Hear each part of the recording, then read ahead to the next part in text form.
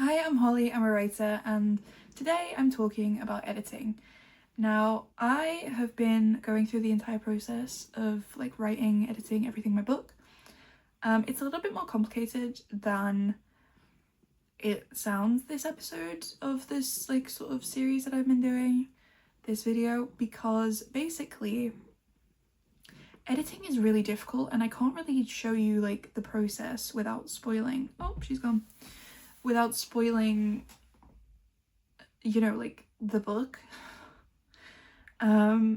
especially because the bits that need the most development are, you know what, I'm gonna talk about that first. Might as well try and have some structure to this. So basically, if you don't know, my book is a literary crime novel about a pop star and this sort of secondary character of this guy that went missing 8 years ago in the town that she used to live in 8 years ago. And basically how that experience, it was a very small town, and she was a woman living alone basically in the middle of nowhere, and so the experience really shaped her life. And also her sort of relationship with this man is brought back up essentially because his case is brought sort of more attention by his family, who 8 years later they're like, please just help us find him. And so she is on the sort of first stadium tour of her life, and she feels like her past is getting more attention than her present, right? And so it's just a really complex, I say complex not in the sense that oh, it's so complex, but in the sense that I want it to focus a lot on her and her flaws, and specifically the way in which her relationship to this guy going missing is, she's kind of awful, and I wanted that. And I've gotten some beta reader comments where I'm like, but I need to up it. And that's the thing, I would say usually you don't get beta reader comments on the first draft. This first draft, best first draft I've ever written. It is almost ready, I would say.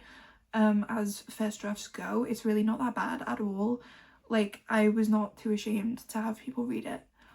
There are definitely things that need some work, but I'm going to talk today about how you figure those things out for yourself, where I'm going to be going specifically with it, and just generally the way that I would edit. So the first thing to bear in mind is that there's different types of edits. Now, depending on the shape of your manuscript, you're going to need more of some kind than the others, right? And it's important that you do the sort of biggest ones first, because you don't want to be worrying about your grammar when you're going to be adding stuff or taking stuff away, because then you're going to be editing stuff that either isn't going to exist later, or you're not going to have edited stuff that now exists that didn't before. So the first thing that you do is a developmental edit. Now, I left the manuscript for a full month, a little over actually, probably about a month and a week or two. And I had 2 people read it over because I knew that this draft, it wasn't as bad as I thought, especially the last half. I really figured out where I was going with it. I kind of settled into a groove that really worked, which the feedback aligns with. But also I just think that in general, I didn't really know what I was I think because it didn't need as much work, maybe I knew that in my heart, and I knew that it was going to be difficult for me to figure out where to go with it. So I just wanted to see what other people thought. But usually the first draft is going to be a mess. Expect that. And therefore maybe you want to do the second draft and then beta read. So the way that you do it is you start with the developmental edit, and the developmental edit is essentially where you read the story and you say, okay, do I need to rework the sort of plot? Are there any big elements that need to change? Is the pacing dramatically off? Do I need to add or remove characters? Do I need to change characters? I think personally that what I'm gonna do is there's a character that I don't really like as much, so I think I'm going to change him out for somebody else, which won't take as much work as it sounds, because I didn't really utilise him as much as I thought that I would, whereas there's another character who I think I would utilise more and who I think would be more interesting in the story. Another thing is the pacing. I tend to be a little bit impatient with the first draft, and the feedback that I've gotten is that I go too hard too fast. It would be nice to kind of slow it down a little bit so that the payoff feels, you know, more heightened, like the impact is bigger when like the big things happen. So I need to slow some things down, and I need to rework a few scenes for that, but that's mostly in the first half. And then I think otherwise the second half was mostly in shape. It's just like a little bit of like, I'm still reading it. I personally, let me grab it. So this is like chapter 2 because that's where I'm up to editing the physical manuscript. I would like, you don't have to print it out, right? You don't have to do that. But I prefer making notes on a sort of physical manuscript because that's how I that's how I like when I'm reading a novel and I'm analysing it, I find it much easier to see physical things.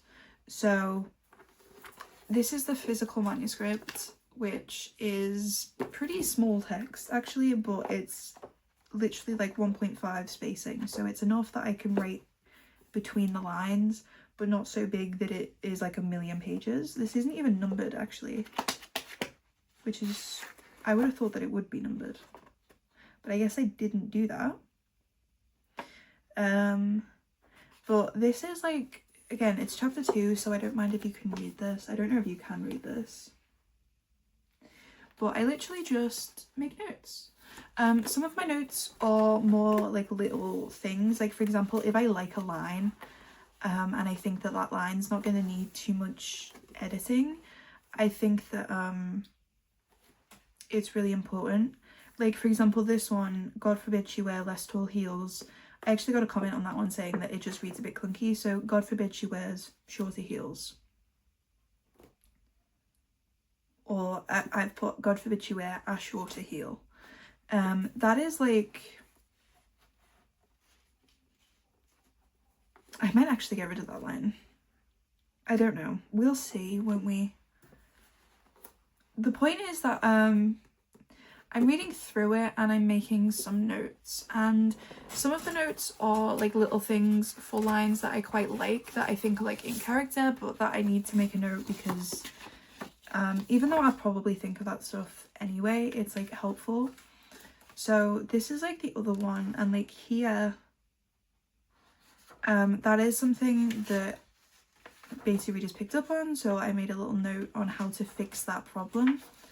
And then this one, I didn't love specifically the way that this felt, this like the way that the sort of location felt like it was like sort of realized. That sounds really weird. Basically, there's this thing called the white room, right, where if you don't describe things right, your audience will just be reading as if they're in a white room, the characters, because they don't know what the room that they're in looks like, they don't know where they are. But there's also like the other problem where sometimes you add a comment and then it confuses the reader because they're like, okay, so I thought that we were here, but maybe we're here. That line kind of confused me, and I was like, I feel like I want to be sort of clearer on like that sort of thing. And then I had an idea that every time that because it was relating to her dressing room, right, where I felt like it seemed like her dressing room must be really close, or she's had to walk really far to her dressing room and then back, but it seems like no time at all has passed, so everything was like a bit off. But then that led me to thinking, well, what if I show the sort of devolved nature of her mental state through the way that the stadiums appear, which obviously isn't very realistic, but what if, you know, her dressing room is really close to the stage, and then the harder that it becomes for her to keep up this performance of being okay and of not being, you know, as bad mentally as she actually is, the further that it takes her through these twisty, turny halls before she gets from her dressing room to the stage, the harder it is for her to get from this sort of uncomposed state to being able to like keep it hidden. That, like, to me seems like really interesting, and that's something that you would do in a developmental, because that's going to require a little bit of reworking of the text. It's not just like a light edit, it's like some scenes that rely on them walking for a while from the dressing room to the stage. You know, obviously it's going to be fairly easy to change it, but it is going to require, like, in some cases, a page or two of text to be sort of edited. The other thing I want to do is the songs. I want to figure out the songs now, because if I don't like edit the songs now, it's going to be a pain to figure them out later, because they are in a specific sort of level of indentation and stuff. So I need to just figure them out so that I don't spend ages on that. And then just like little notes like that, which... So like for this first page, I want it to linger, because again, I feel like it goes a little too fast. And then the certain scenes where she seems to sort of break too early, I want it to be a lot smaller of a break so that you can really see the difference. Which I need to figure that out. I need to figure out how I want it to sort of progress. And it's really beneficial, I think, for me at this stage of this specific project to get beta feedback on it. But for my first book that I got beta reader feedback on, I knew at the end of the first draft that there were certain things that I'd changed, certain plot elements, certain like characterizations that I changed, and they just, like, characters would show up and then I would be like, actually I don't want them there, so they would just disappear. But you know, you shouldn't edit, just keep going. If I haven't already said that, I'm saying it now. Just keep going, you can edit it in the second draft, but obviously you're not going to send that to a beta reader, because then they're going to get confused. Whereas if you edit the second draft and you clean it up a little bit, then you can get actual feedback, rather than them being like, okay, so wait, did you change this? Or did you just forget? Because, like, that's not important, that's not helpful for you, because you know that that's already the case. So for me, first draft beta reader was very useful for this, because it is in a much better shape than you might think. There's still a lot of stuff that needs to be changed. I've seen a lowercase I, actually. That's kind of weird. I swear... Oh, no, I bet that was intentional. Because I remember being annoyed that it automatically changed my I to... I actually complained to a friend about that. That's how, like... Yeah, so that isn't a mistake, wherever that is now. But that's like the stuff that you don't need to worry about, right? Is like the grammar. You just want to think about, like, okay, do I need to add scenes? Do I need to take away scenes? Do I need to add characters? Do I need to take away characters? Do I need to change the relationships between these characters? Do I need to change the timing of this mental break? And that's like what I'm doing. I'm going through, I'm only on chapter 2 of making notes. I'm really bad. I need to get into like a routine of doing it. Usually when I actually do that, I'm pretty good. But at the moment I've just been, because I've been decorating, which is why I've not made a video in 2 weeks. It's why this video is going to be late going up, because I've just had a cold and I've been decorating the house, like painting and stuff, and there's just been a lot going on and I've not really felt comfortable sitting down and editing my book. But I'm getting there, and so I'm going to try and do that, and then by the end of April I want to have at least started to edit the draft, so that by the end of May I can have finished that draft, because I do second drafts really quickly. I'm going to get into that. So you do the developmental edit, and then that's usually where you might have beta readers and say, do you think there needs to be any big edits, or is it just like little things? And the way that I personally edit, the next stage would be things like line editing, right? So sorry.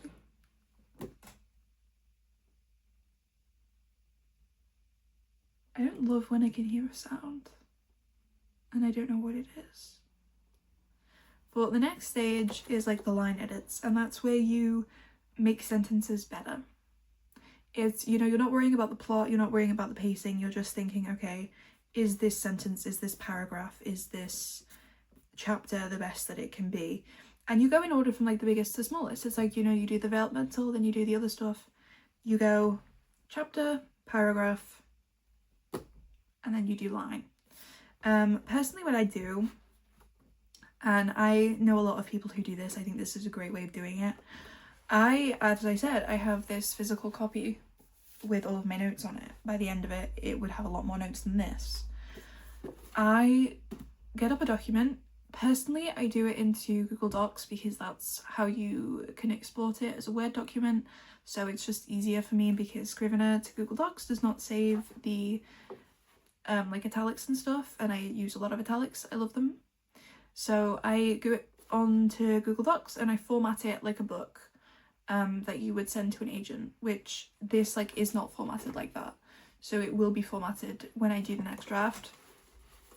And then I literally just go and I rewrite everything into the new document, but I don't copy it exactly, it changes. And it changes based off of the notes, off of the sort of knowledge that I want to change this thing to be more like this. I gave myself specifically a lot of word count. I actually underwrote the first 2 or so chapters. Instead of doing like 5,000 words, I did like 2,000. And I aimed for 5,000 a chapter. So I have like 9,000 sort of words that I can add to make, for example, this first chapter that I felt was quite empty. I want to add more interiority to it. I want to add more of like this is how she's doing well throughout the first few chapters, so that when you get to the times where she's not doing well, it hits harder. That's like why you know, depending on who you are, underwriting can be very beneficial, because then you don't have to worry about going through and deleting, like, I mean, you should delete filler words anyway in like the next few stages of editing, but you don't have to worry about getting every single filler word just so that you can add in an incredibly crucial sort of paragraph, right? Because you already have that word count free. So I did do that intentionally. Although I also underwrote, hi, do you want to come up? But I think that, you know, there's a lot of stuff that I need to go through and edit it, but I do that with a highlighter and a pen, and I just make notes and I highlight things, and then I use that and I have a physical copy next to me, and I use that to sort of put it into a fresh document. Fresh document really helps me in my mind. It feels a lot nicer than, I mean, it feels nicer than having like a full document and editing it there, because it's like a blank slate. So anything that wasn't good in this, you don't have to look at it.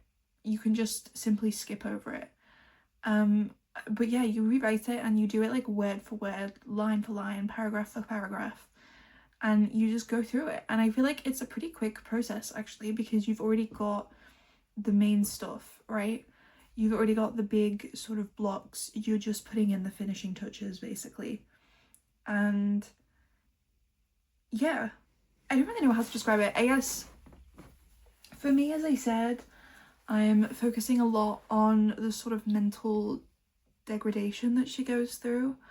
I want it to focus a lot on the sort of slow build upwards, which with the first draft I do think it's quite difficult to know the pacing, so I didn't do that very well. So for a second draft I can fix the pacing of her decline. I can change around that character that I wasn't really very sure about, and add in the character that I forgot to put in. Like I literally came up with a name for them and then didn't do anything. So we're gonna do that. And I think that in general, with the first draft, I was like worried a little bit about showing off like the fact that I wasn't completely oblivious to the industry, because I think that there are some people who are going to read a book about like the music industry and about a touring pop star, and they're going to be like, that's not realistic. But the reality is that it's not a realistic book, it's fiction. It is fiction that deals with something very specific. And you know, the second half of the novel, I think I really embraced the fact that like this doesn't have to be so much about the music industry, rather than it's framed by her experiences in the music industry. And that is like an important thing that you can do with a second draft, is know more about what your vision is. Because I was pretty sort of solid with my understanding of this when I started, but also actually like doing the first process, like, you know, like the first half of the novel, I kind of wavered a little bit. I wasn't sure where I was going. And the second half, I really knew exactly what I was doing. Like, I knew what I was building towards. My grip on the story had strengthened because I had actually gotten practice in writing this character. And something that I want to add more of, which I wasn't sure, you know, I had this feeling that I wanted her to be not a very nice person, but I also wasn't certain if it would work if she wasn't very nice as a person. And I think that I wanted you to be able to have sympathy for her, as well as her being like a spoiled brat, basically. And I think that I've realized in the second draft that actually some of the more interesting stuff is when she really has, because again, my intention with it was to try and have it be that, you know, you can kind of tell that she's losing it, but she is contradicting herself. She's very confident one minute, and then the next she's like this close to snapping. And she doesn't want you to know. It's almost like she's breaking the fourth wall in her narration. My voice, I'm so sorry. I can feel like my voice going like, ugh, flat. But I feel like, you know, the way that I wanted her narrative was not that it was like to break the fourth wall, but very much like you can feel her personality in it, and you can feel through it.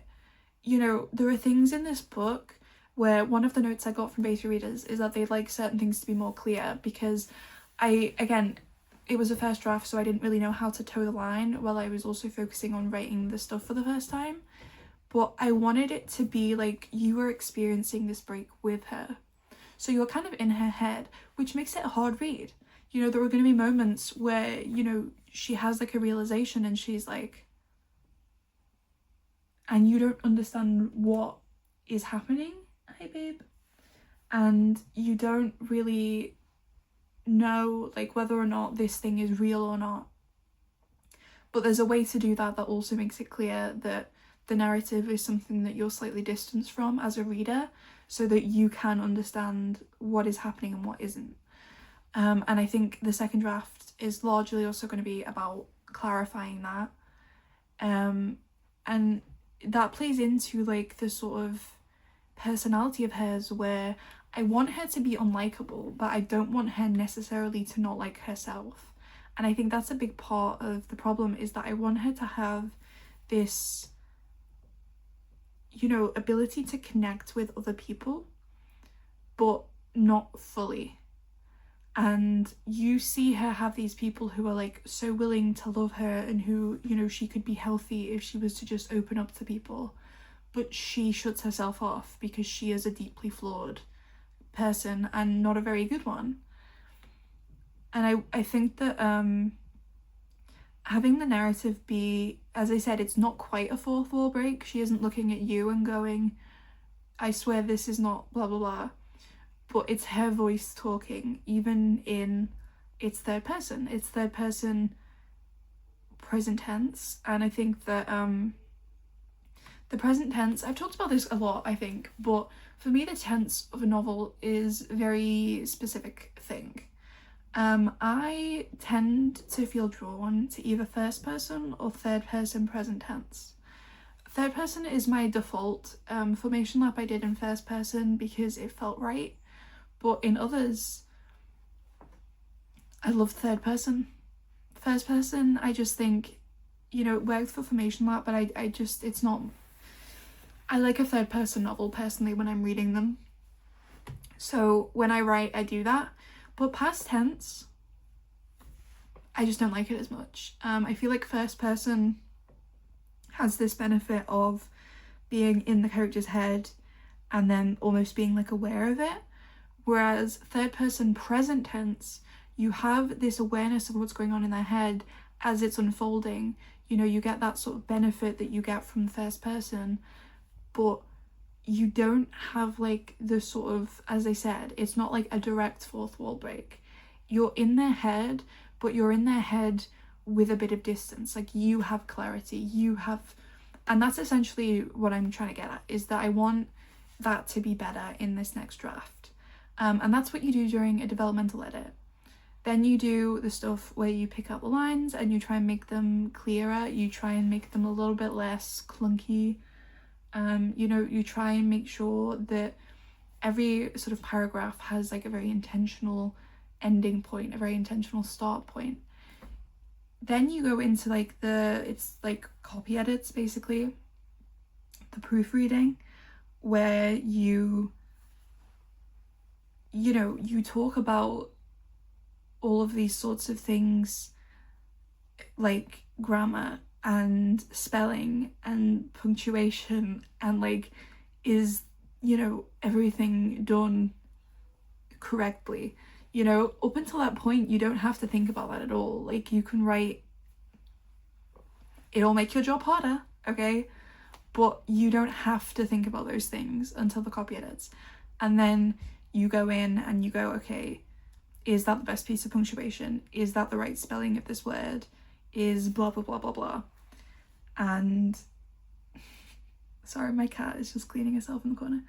But you go through all of that, and then in theory it is ready for agents. And you want to do that like once or twice. I would advise having whatever program you have read your novel aloud, if possible. That is really useful for getting like all of the little typos, because if it says a word really stupidly and it's like a normal word, you know that it's probably spelled wrong, right? But you just go through like the big to small, and that's how you do it. And that's how I'm aiming to do it, is specifically to focus on the characterization of the main character, swapping out a different character because I think that a different character would have the same impact in the ways that mattered in this version of the draft, but more impact in other ways. And then I think that there's this sense of intimacy that I want to still be there with you and the main character, but I want it to be clearer that, you know, she is kind of making some of this stuff up, that she is lying to herself, lying to the narration, because she doesn't want to grasp the truth, or because she has too much pride, too much self, you know, indignation over this thing or that thing, to really be honest. And then when she's in worse moments, she sort of flip-flops. You know, like, that's like her defense mechanism, is to sort of lie, essentially. I think that I really want to focus on that. If you were doing like a fantasy story, the developmental edits could be things like the magic system needing tweaking. It could be like, is the plot consistent enough? It could be, you know, do you need to like set this in a different time period? Like, even like sometimes you write a book and you start it too close to a certain point. A project that I had, Project H or Halcyon, that one, I realised that I was starting it too early. So I kind of pushed it up to start at the moment of like disaster, which I felt like it threw you right into the deep end. But it threw you into the deep end in the sense that like that's almost the point, is that these young girls get thrown into the deep end very quickly. You know, they've lived in this place their whole life, training for this moment, and now it's here, and they're just off they go on their own. And I think that to me, that is like, sometimes you just don't realize when you're first starting, because you get eager, or, you know, you're a little confused on what to do, and then you figure it out. And you do that during the developmental edit, because it's a pretty big change to sort of completely shift around where you're starting in the story, to change characters, to change the world building. As I said, this is not as bad as it could be. I feel like really there's not that much work. Like, I could get this done and be querying by summer. That's my goal. And I don't think that would be rushing it, but Also, I think it's worth noting that if you're watching this video series, chances are that you're writing like your first novel, or you've tried to write a book before but you could never finish it and you never knew why. You know, you never didn't sort of really realize where you were going wrong. This is my like 5th or 6th book. I finished like 3 full first drafts, plus taken one through editing completely. And then I've started and written 50,000 words on 2 different first drafts, which aren't finished, but, you know, I'm not like the most experienced, but I've done this before, and so my first draft, I knew where I was doing. Like, I understood how to get the words on the paper. I knew how to make characters and dialogue that were solid, so that the main things that need working, because like I if there's one thing that I know how to do, it's dialogue. I always get comments on my dialogue being really realistic from like everyone. This is, for example, a conversation that I think is actually pretty relevant, because, for example, my character, religion is a part of this story. She doesn't believe in God, but the reason why she sort of stops believing in God, it's almost kind of like the reverse of the people who turn to God after they do something really terrible, where, you know, they just want to be like forgiven, so they pretend that they're religious because then they're like safe. And they're, you know, it doesn't matter that they did something horrible. She's almost, not exactly, but she's kind of like the reverse of that, where she stops believing in religion because she's not a great person, and it kind of scares her that religion is real and that, you know, hell is like a thing. So this is a conversation that sort of softly introduces the idea that she was raised in a religious family, but without it being like an actual conversation about religion. So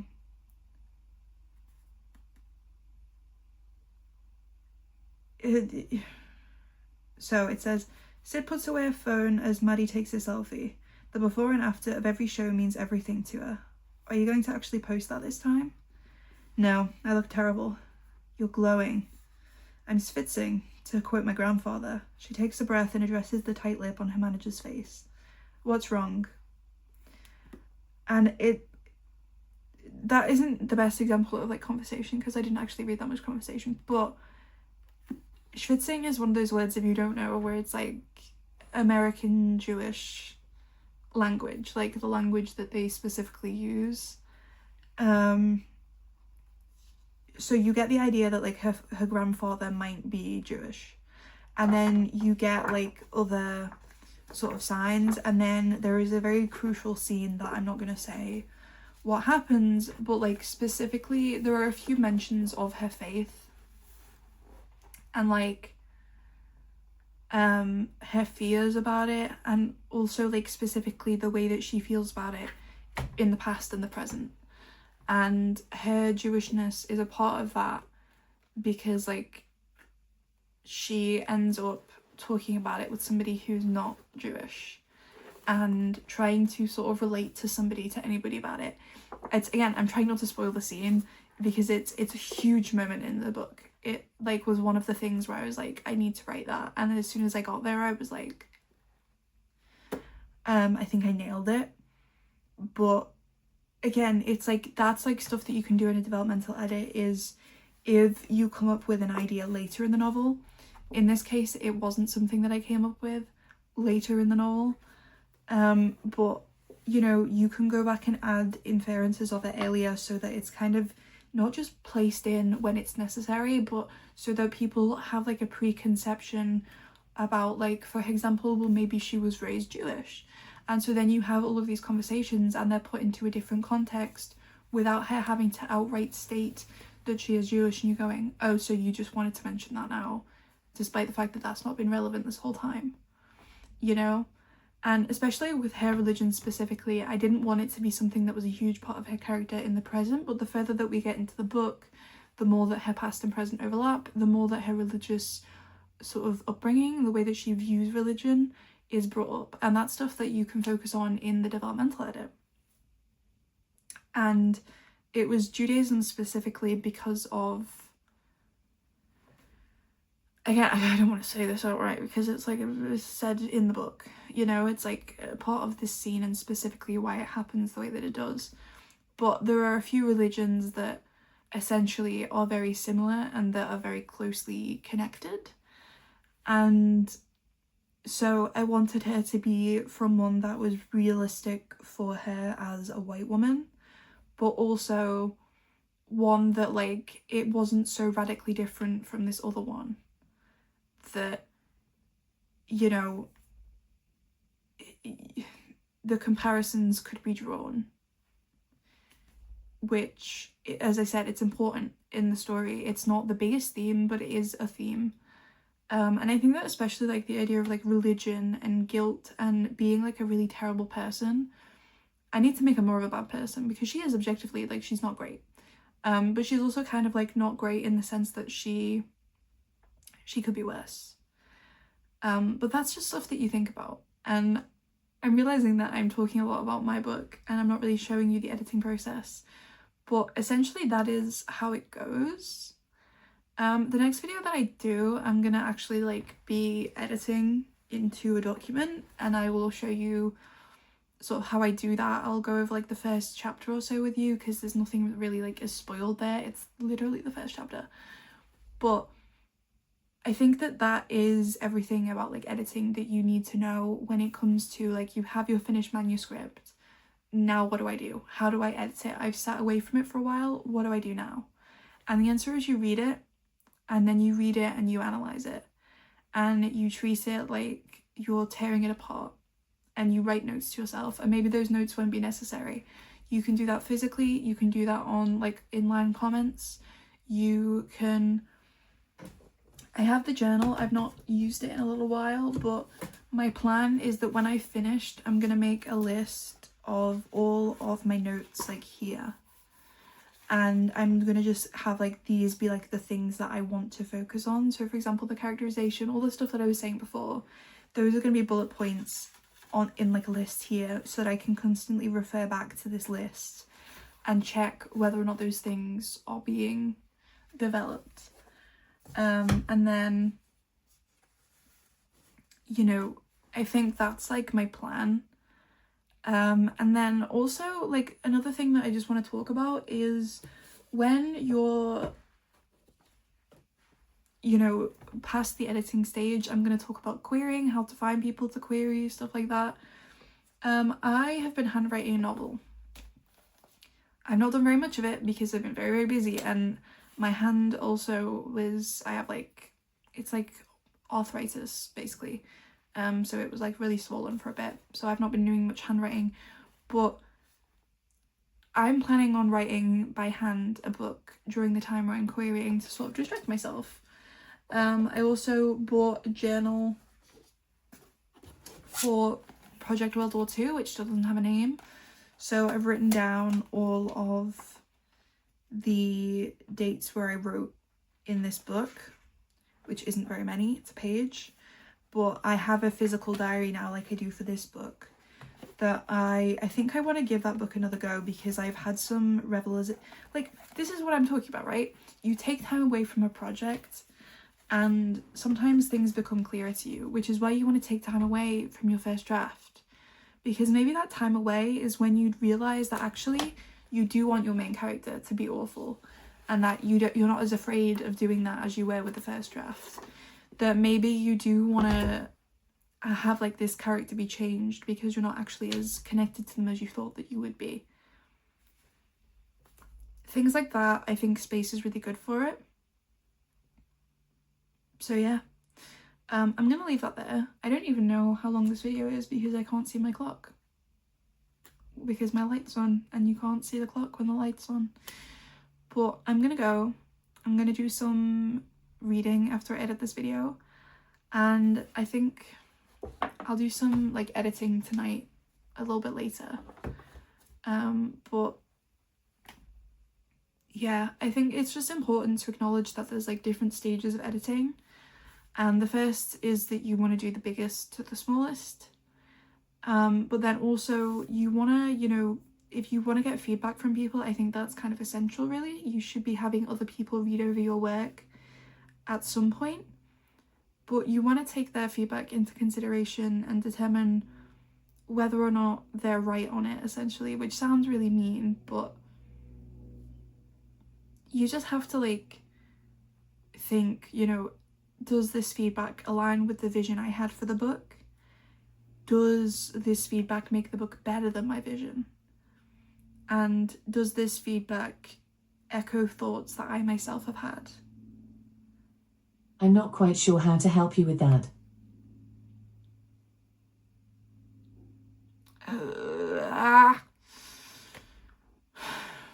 Okay. I am gonna go because I don't think I have much more to say, but the next video on this sort of series will be me doing the next draft. And I think the next video that I'm going to do in general is I want to talk through some books that I've gotten recently, because I haven't actually bought anything in the book space, but I've got books that are new and I want to talk about them a little bit. I maybe want to talk about some new music that I've bought, not that I've been listening to because I've already been listening to it, but new music which I have purchased, because I think that when you make that step from taking something from like the free platform to owning it permanently, maybe that gives an insight into the space of me as a writer right now. So I'm gonna do that, and I want to basically make more videos because I just haven't been doing that this week and last week, and it's not my fault, you know. I just haven't had the time. I've not been well enough to be talking for like an hour, but also it still feels like I wish, you know, I've missed doing it and I want to do a few videos, so I'm gonna do that. But yeah, that's everything. If you want to like have more information on editing, if you have like specific questions, ask me. I will answer them as best as I'm able. But also I think that there are a lot of videos on editing actually, including from like industry professionals who walk you through the editing process and all of the terminology and stuff. And that's really beneficial too. So you just got to do that sort of research. I think that can be really beneficial because different people have different editing styles. And if mine doesn't work for you, I don't know how to do the others because I don't do them. So yeah, but I will recommend for a lot of people printing out or getting like an iPad or something and putting your book onto like an app, the way you can make notes, or, you know, comments on like a Google Doc or something. I think that that stuff is really helpful. But I'm really enjoying this story, and I think that it's something good. And I think that when you have something good, usually you know how to fix it because you know how you can make it better.